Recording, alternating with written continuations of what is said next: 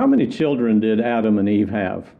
We begin to count on our fingers: Cain, Abel, Seth. Then we answer 3. In Genesis 4:17, we read about Cain's wife. So who did Cain marry?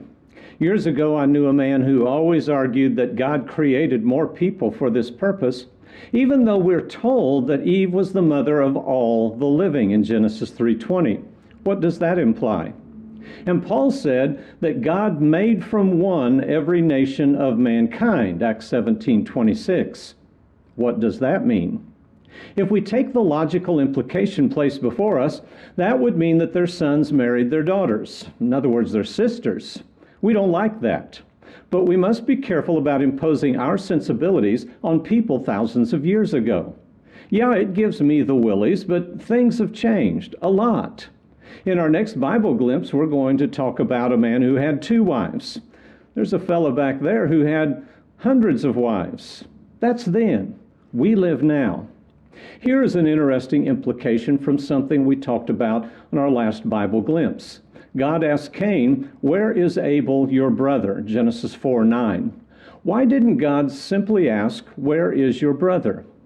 Inserting the name of his brother might, and I emphasize that, might imply others had already been born to Adam and Eve.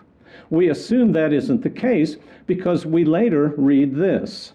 And Adam had relations with his wife again, and she gave birth to a son and named him Seth. For she said, "God has appointed me another offspring in place of Abel, for Cain killed him." That's in Genesis 4:25. Now, I have to be careful how I read that. It does not imply that they had no other children in the meantime. It could as easily and perhaps more naturally mean that this was simply the next son born after the death of Abel. So which is it? Well, that brings me to my point. We don't really know beyond the implications. Reading closely will keep us from drawing conclusions I've seen elsewhere on the internet. For example, aliens came and intermingled with our species. That's sensational, but not even remotely implied in Scripture.